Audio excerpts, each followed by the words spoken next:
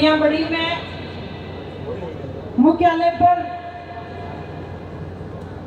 बड़ी आक्रोश रैली में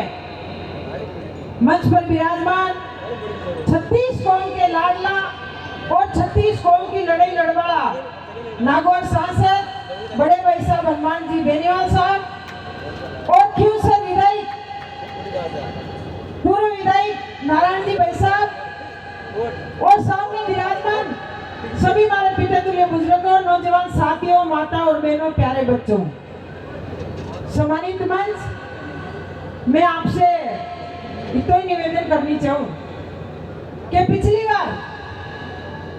जो नेताजी ने आदेश दिया कि बजरी माफिया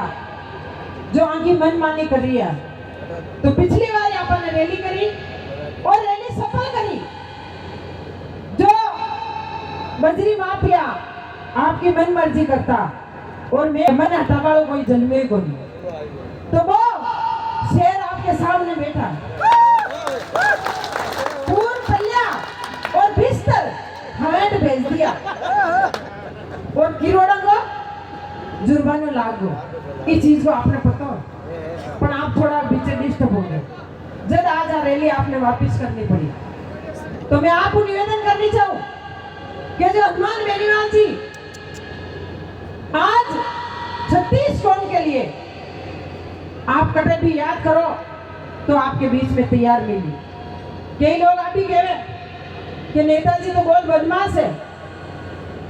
ये पार्टी ना पर जीता है तो अपन जीवा देवे, तो अब याद करें ना आप नेताजी 36 कौम के वास्ते और गरीबों के वास्ते तो आधी रात में तैयार। तो मैं आपको निवेदन करनी चाहूं कि जो अब आपके सामने एमएलए, कई लोग आप ही कहे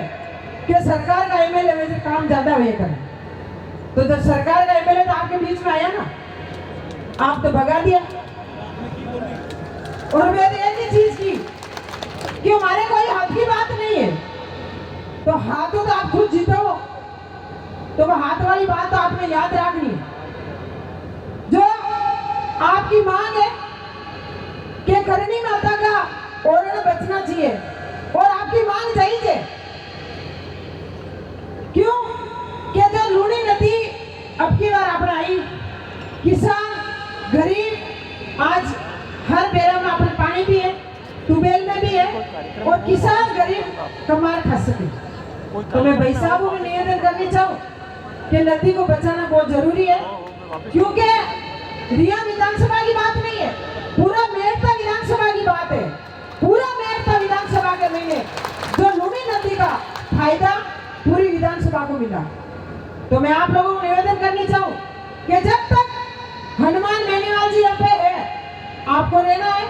और आदेश है, जब तक आपको टिक और भाई साहब का साथ देना। पर आने वाली टाइम में आपको ध्यान रखना है कि अपना साथ कौन देता है और अपने साथ में कौन बैठता है। रात और दिन संघर्ष किया वही नारायण जी और वही फुक जी और मैं आपकी बेटी हूँ, आपकी बहन हूँ। 10 दिन तक आपके बजरी के माफिया के पीछे में घूमिया, आपको देखता मीडिया वाले सब साथ में आप जब अपनी बात भी पारी, पर भी बात को आपको ध्यान रखनी है, जब भी जनता आप साथ में हो, जब तक अपने भाई साहब अपने साथ में बैठा है, जब तक आपको बैठना है और आपको न्याय दिला के उठेगा, ये आपको विश्वास दिलाती है। और रियाबड़ी की आपको बात बताऊं कि जब आपने एमएलए बनाई तो रिया विधानसभा में और मेड़ता विधानसभा में कोई कमी नहीं रखी, कोई कसर नहीं रखी। चाहे 36 कौम के लोग आया, वहां काम भी किया, विकास भी किया, मान और सम्मान किया, क्योंकि आरएलपी पार्टी के मैंने एक ही है कि जो भी आदमी आवे और कोई भी समाज का आदमी आए, उनको मान और सम्मान आपको करना चाहिए। सिखा वाला गुरुजी होना चाहिए, सिखाने वाला कौन है? हनुमान बेनीवाल जी। तो मैं आप लोगों से निवेदन करना चाहती हूँ कि नेता इनका चुनो, आपके बीच में आवे और आपकी बात सुने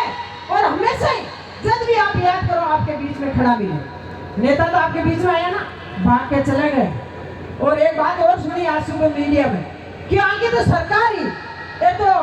कांग्रेस मिलोड़ा आने पूछो कांग्रेस मिलोड़ा जब मैं अटके न दल्ला लेता मैं तो था मुंडा धरना पर बैठा कांग्रेस की तो सरकार ही चली तो ये लोगों ने पूछना चाहिए कि ये तो मिलोड़ा या और थकी तो खुद की सरकार चल रही है मंत्री थका मुख्यमंत्री थका ऊपर तक सरकार और बोले डबल इंजन की सरकार है अब की बार तो कोई कमी नहीं रखेगा क्योंकि कमी की बात बताई पर आप समझे को नहीं क्योंकि अब की बार जनता के कोई कमी नहीं रखा पूरी कमी पूरी करते हैं सब पार्टी साहब की वास्ते आप लोगों ने समझना पड़ी